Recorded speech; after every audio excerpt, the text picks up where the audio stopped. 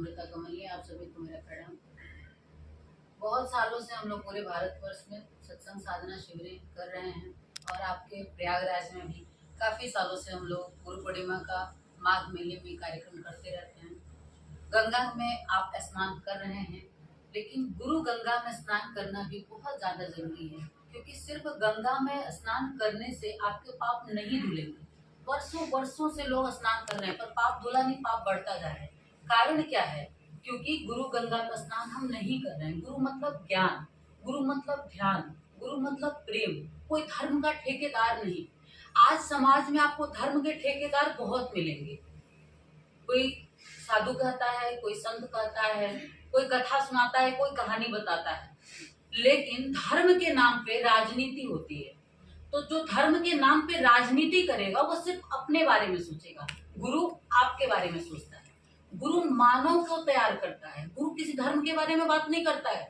गुरु क्या करता है? मनुष्य को कैसे मनुष्यता की ऊंचाई दी जाए, क्यों मनुष्य को इतना ऊंचा स्तर दिया गया, हमें आप बड़े भाग्य मानुष तन पावा। तो क्या ऐसी विशेषता है आपके शरीर में, जब तक आप अपने अंतर मन को नहीं छुएंगे, अध्यात्म जगत की ओर नहीं बढ़ेंगे, तब तक आपको शांति नहीं मिलेगी, आनंद नहीं मिलेगा, ज्ञान नहीं मिलेगा, प्रेम नहीं मिलेगा, आपके चेतना का स्तर ही नहीं बढ़ेगा।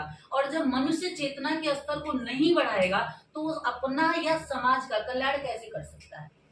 पर आज के समाज में ऐसे बहुत सारे सदगुरु, कहने को सदगुरु, ऐसे लोगों को मैं सिर्फ विशेष व्यक्ति कह सकती हूँ कि आपको ज्ञान देने के लिए बैठ तो जाते हैं पर स्वयं में ही ज्ञान नहीं है कि आपको देना क्या है।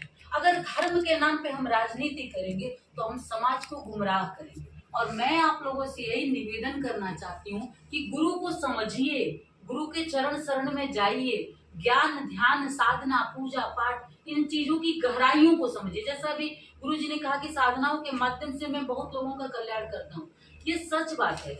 मैं भी 10-12 साल से जुड़ी हुई हूँ। अभी तो मेरा जीवन ही अलग ही रूप में बहुत तरह से जुड़ गया, आप लोग जानते भी होंगे।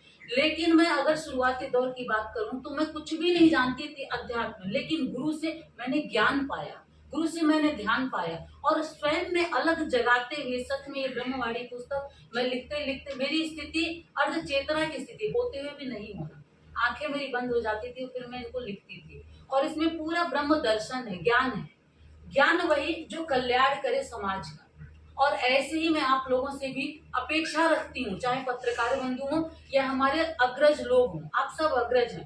हमारे लालू भैया, हमारी भाभी, ये लोग बहुत सालों से हमें बहुत सहयोग करते हैं हमारे इस कार्यक्रम में। हमारे इस कार्यक्रम का मात्र एक ध्येय है, आपके जीवन में कैसे शांति हो, आपके जीवन में कैसे आनंद हो, और आपके जीवन की जो भी समस्याएं हैं उसका समाधान कैसे हो। समाधान एक ईश्वर से होता है, क्योंकि वही, चाहे रोग की बात करें, कायाकल्प जो दीक्षा है तो औषधि महाऔषधि वही है।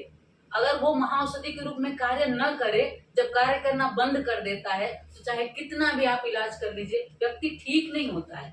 लेकिन जब वो उसकी कृपा होती है सब ठीक होता चला जाता है। वो तन का रोग हो, मन का रोग हो या जीवन में किसी भी तरह की समस्या हो, गुरु उसमें एक माध्यम बनता है। क्योंकि गुरु आपको ज्ञान देता है, चेतना देता है, आपकी स्थिति के मन की स्थिति को ठीक करता चला जाता है। और मन जितना शुद्ध होगा, मन जितना पवित्र होगा, मन जितना दिव्य होगा, उतना ही ईश्वर की ओर बढ़ेगा। और जब ईश्वर की ओर बढ़ेगा तो शांति का पथ होगा, वो आनंद का पथ होगा, और वही मनुष्य स्वयं में भी आनंदित होगा और वही आनंद बाहर भी देगा। हमारी संस्था का ध्यान योग जन जागृति सेवा संस्थान या हम लोगों का मात्र एक ध्येय है कि कैसे हम समाज को सुखी कर सके, कैसे आनंदित कर सके। इसलिए हम साधनाओं के माध्यम से, अपनी वाणी के माध्यम से, अपनी लेखनी के माध्यम से हम आपको ईश्वर की ओर उन्मुख करते हैं। आप हमारे शिविरों में जब आएंगे तो आपको एक अलग ही प्रारूप दिखेगा। यहाँ साधक रोते हुए दिखेंगे, बिलखते हुए दिखेंगे, हंसते हुए भी दिखेंगे, नाचते हुए।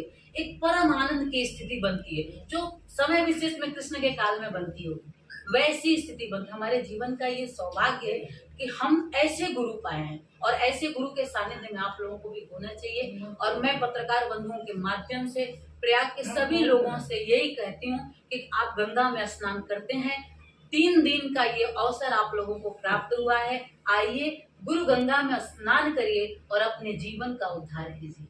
और आप लोगों ने कहा कि जैसे आपने कहा कि बहुत सारे लोगों के पास ऐसी समस्याएं हैं, तो आके के उन लोग गर्भाधान संस्कार दीक्षा ऐसे लोगों को लेना चाहिए। और साधनाओं से निश्चित ही जीवन में परिवर्तन आता है।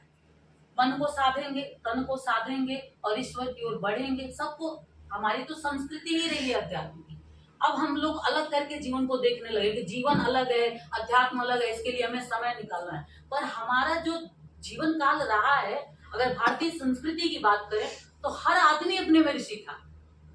और घर की महिलाएं जो थी, वो हर महिला जो अपने में कहें तो दिव्य थी, पवित्र थी। आज हम मानस से ज्यादा दूषित होते जा रहे हैं और इसलिए गुरु की नितांत आवश्यकता है।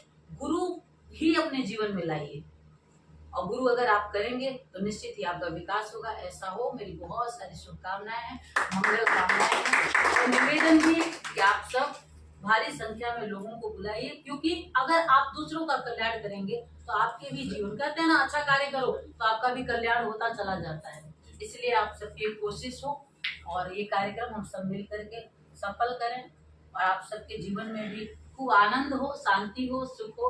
ये मेरी बहुत सारी शुभकामनाएं, कल्याण कामनाएं।